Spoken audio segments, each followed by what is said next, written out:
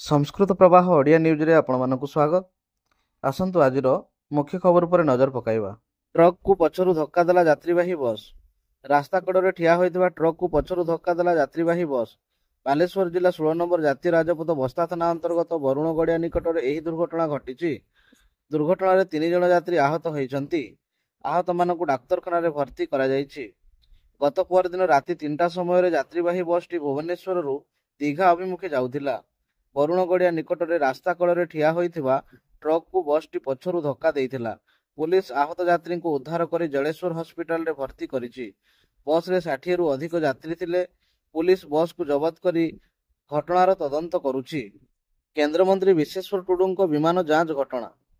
କେନ୍ଦ୍ରମନ୍ତ୍ରୀ ବିଶ୍ୱେଶ୍ୱର ଟୁଡୁଙ୍କ ବିମାନ ଯାଞ୍ଚ। ଗତକାଲି ଏକ ସ୍ୱତନ୍ତ୍ର ବିମାନ ଯୋଗେ ମାଲକାନଗିରି ଦଳୀୟ କାର୍ଯ୍ୟକ୍ରମରେ ଯୋଗ ଦେବା ଲାଗି ପହଞ୍ଚିଥିଲେ କେନ୍ଦ୍ରୀୟ ମନ୍ତ୍ରୀ। ପହଞ୍ଚିବା କ୍ଷଣି ବିମାନକୁ ଯାଞ୍ଚ କରିଛି ଫ୍ଲାଇଂ ସ୍କ୍ୱାଡ୍ ଓ ପୋଲିସ।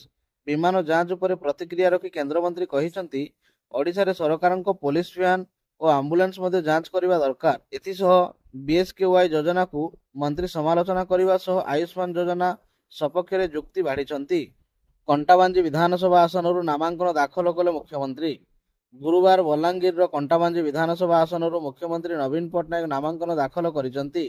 ଗଞ୍ଜାମର ହିଞ୍ଜିଳି ବିଧାନସଭା ଆସନ ପରେ ମୁଖ୍ୟମନ୍ତ୍ରୀ କଣ୍ଟାବାଞ୍ଜି ଆସନରୁ ନାମାଙ୍କନ ଦାଖଲ କରିଛନ୍ତି। ମୁଖ୍ୟମନ୍ତ୍ରୀ ଗୁରୁବାର ପୂର୍ବାହ୍ନେ ହେଲିକପ୍ଟର ଯୋଗେ ଭୁବନେଶ୍ୱରରୁ ତୁଷାର ଏୟାରଷ୍ଟ୍ରିପ୍ ଯାଇଥିଲେ। ସେଠାରୁ ହେଲିକପ୍ଟରରେ ଟିଟିଲାଗଡ଼ ସ୍ଥିତ ସିଟି ହାଇସ୍କୁଲ ପଡ଼ିଆକୁ ଯାଇଥିଲେ।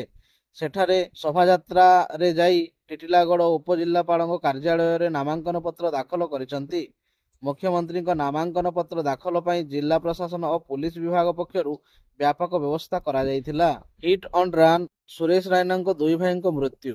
ପୂର୍ବତନ ଭାରତୀୟ କ୍ରିକେଟର ସୁରେଶ ରାଇନାଙ୍କ ମାମୁଙ୍କ 2 ପୁଅ ଦୁର୍ଘଟଣାରେ ମୃତ୍ୟୁବରଣ କରିଛନ୍ତି। ହିମାଚଳ ପ୍ରଦେଶର କାଙ୍ଗ୍ରା ଜିଲ୍ଲାରେ ମୃତ୍ୟୁବରଣ କରିଛନ୍ତି। ହିମାଚଳ ପ୍ରଦେଶର କାଙ୍ଗ୍ରା ଜିଲ୍ଲାରେ ଏହି ସଡ଼କ ଦୁର୍ଘଟଣା ଘଟିଛି। ଦୁର୍ଘଟଣା ପରେ ଅଭିଯୁକ୍ତ ଡ୍ରାଇଭର ଘଟଣାସ୍ଥଳରୁ ଫେରାର ହୋଇଯାଇଥିବା ବେଳେ ପୁଲିସ ତାକୁ ଗିରଫ କରିଛି। ଦୁର୍ଘଟଣାର କାରଣ ତଦନ୍ତ କରୁଛି ପୋଲିସ। ବିଜେଡିର 27 ବର୍ଷ ଇତିହାସର ପ୍ରଥମ ଘଟଣା। ଚଳିତ ନିର୍ବାଚନରେ ବିଜେଡି ଏଭଳି ଏକ କଳଙ୍କ ମୁଣ୍ଡାଇଛି ଯାହା ଆଜି ପର୍ଯ୍ୟନ୍ତ ହୋଇନଥିଲା। ଜନ୍ମର 27 ବର୍ଷର ମଧ୍ୟରେ ବିଜେଡି 5ଟି ବିଧାନସଭା ନିର୍ବାଚନ ଓ 7ଟି ଲୋକସଭା ନିର୍ବାଚନର ସମ୍ମୁଖୀନ ହୋଇଥିଲେ ମଧ୍ୟ କେବେ ବି ଦଳ ବିରୁଦ୍ଧରେ ଟିକେଟ କିଣାବିକାର ଅଭିଯୋଗ ଆସିନଥିଲା, ଯାହାକି ଚଳିତ ନିର୍ବାଚନରେ ଆସିଛି। ପୂର୍ବରୁ ଟିକେଟ ନ ପାଇ ଅନେକ ନେତା ଦଳ ଛାଡୁଥିଲେ ମଧ୍ୟ କେହି ବିଜେଡିର ଟିକେଟ କିଣାବିକାର ଅଭିଯୋଗ ଆଣିନଥିଲେ। ମାତ୍ର ଏବେ ଜଣେ ପରେ ଜଣେ ନେତା ଟିକେଟ କିଣାବିକାର ଅଭିଯୋଗ ଆଣିବା ଓ ସୋସିଆଲ ମିଡିଆରେ ମଧ୍ୟ ଏନେଇ ଚର୍ଚ୍ଚା ଜୋର ହେବାକୁ ଲାଗିଛି। ନିର୍ବାଚନ ରାଲିରେ ଯିବା ପଡ଼ିଲା ମହଙ୍ଗା। ବିଜେପି ରାଲିରେ ଅଙ୍ଗନବାଡି ସହାୟିକା ଯୋଗ ଦେଇ ଫସିଛନ୍ତି। ନିର୍ବାଚନ ଆଚରଣ ବିଧି ଉଲ୍ଲଂଘନ ଅଭିଯୋଗରେ ଜିଲ୍ଲାପାଳ କଠୋର ହୋଇ ତାଙ୍କୁ ନିଲମ୍ବିତ କରିଛନ୍ତି। ସୂଚନା ଅନୁଯାୟୀ ଗତ ମାସ 19 ତାରିଖରେ ବିଜେପି ଓଡ଼ଗାଁ ଥାନା ଘେରାଉ କରି ଗିରିଡିପଲ୍ଲୀ ସରପଞ୍ଚଙ୍କ ସ୍ୱାମୀ ସନ୍ନ୍ୟାସୀ ପ୍ରଧାନଙ୍କ ଗିରଫ ଦାବି କରିଥିଲା। ସମାବେଶରେ ରହିବାଙ୍କ ପଞ୍ଚାୟତ ଭଗବତ ପ୍ରସାଦ ଗ୍ରାମର ଅଙ୍ଗନବାଡି କେନ୍ଦ୍ର ସହାୟିକା ସୁମତି ଆଲଟିଆ ସାମିଲ ହୋଇଥିଲେ। ଏହା ନିର୍ବାଚନ ଅଧିକାରୀଙ୍କ ଦୃଷ୍ଟିକୁ ଆସିବା ପରେ ଜିଲ୍ଲାପାଳ ଅଙ୍ଗନବାଡି ସହାୟିକା ସୁମତି ଆଲଟିଆଙ୍କୁ ନିଲମ୍ବନ କରିଥିବା ଜଣାପଡ଼ିଛି। ମେ 6ରେ ଓଡ଼ିଶା ଆସିବେ ପ୍ରଧାନମନ୍ତ୍ରୀ ମୋଦି। ନିର୍ବାଚନୀ କସରତ, ପ୍ରଚାର ଏବଂ କ୍ୟାମ୍ପେନିଂରେ ଲାଗି ପଡ଼ିଛନ୍ତି ସବୁ ଦଳ। ଏହି କ୍ରମରେ ବିଜେପି ମଧ୍ୟ ପଛରେ ନାହିଁ।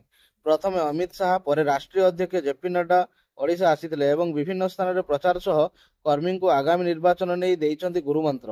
ଆଉ ଏବେ ଆସୁଛନ୍ତି ବିଜେପି ଷ୍ଟାର ପ୍ରଚାରକ ତଥା ପ୍ରଧାନମନ୍ତ୍ରୀ ନରେନ୍ଦ୍ର ମୋଦି।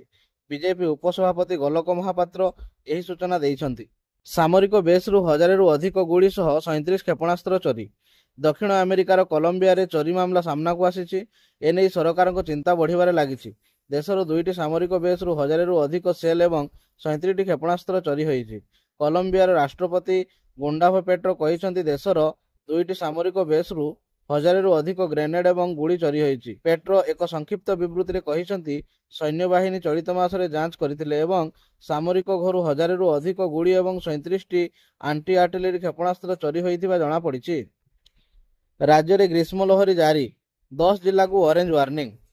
ରାଜ୍ୟରେ ଗ୍ରୀଷ୍ମ ଲହରୀ ଜାରି ରହିଛି। ତେବେ ଏହାରି ଭିତରେ ଗତକାଲି ହୋଇଥିବା କାଳବୈଶାଖୀ ସାମାନ୍ୟ ଆଶ୍ୱସ୍ତି ଆଣିଦେଇଛି, କିନ୍ତୁ ଆଜି ମଧ୍ୟ ଖରା ପ୍ରକୋପ ଜାରି ରହିବ।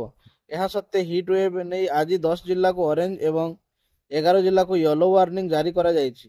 ତେବେ 5 ତାରିଖ ପରେ ରାଜ୍ୟରେ ଦିନ ତାପମାତ୍ରାରେ 2 ରୁ 5 ଡିଗ୍ରୀ ସେଲସିୟସ୍ ଖସିପାରେ ବୋଲି ପୂର୍ବାନୁମାନ କରିଛି ପାଣିପାଗ କେନ୍ଦ୍ର। କାହିଁକି ହାରୁଛି ମୁମ୍ବାଇ ଇଣ୍ଡିଆନ୍ସ? କ୍ଲର୍କ କହିଲେ ସତ୍ୟତା। ଆଇପିଏଲ୍ 2024ର 48ତମ ମ୍ୟାଚ୍ରେ ଲକ୍ଷ୍ନୌ ସୁପର ଜାୟାଣ୍ଟସ୍ ଏବଂ ମୁମ୍ବାଇ ଇଣ୍ଡିଆନ୍ସ ମୁହାଁମୁହିଁ ହୋଇଥିଲେ। ଏହି ମ୍ୟାଚ୍ରେ ମୁମ୍ବାଇକୁ ପରାଜୟର ସାମ୍ନା କରିବାକୁ ପଡ଼ିଥିଲା। ଏବେ ପୁଣି ଥରେ ମୁମ୍ବାଇ ଇଣ୍ଡିଆନ୍ସ ଏବଂ ଦଳର ଅଧିନାୟକ ହାର୍ଦ୍ଦିକ ପାଣ୍ଡ୍ୟାଙ୍କ ପରିଚାଳନା ଉପରେ ପ୍ରଶ୍ନ ଉଠିବାରେ ଲାଗିଛି। ବାସ୍ତବରେ 5 ଥର ଆଇପିଏଲ୍ ଚାମ୍ପିୟନ ମୁମ୍ବାଇ ଇଣ୍ଡିଆନ୍ସ ପାଇଁ 2024 ସିଜନ୍ ବହୁତ ଖରାପ ଚାଲିଛି। ଅଧିନାୟକଙ୍କ ପରିବର୍ତ୍ତନ ପରଠାରୁ ବିବାଦରେ ଘେରି ରହିଥିବା ଏହି ଟିମ୍ ବର୍ତ୍ତମାନ ଗୋଷ୍ଠୀବାଦର ଶିକାର ହୋଇଛି। ସମ୍ପୂର୍ଣ୍ଣ ନ୍ୟୁଜ୍ଟିକୁ ଦେଖିଥିବାରୁ ଧନ୍ୟବାଦ।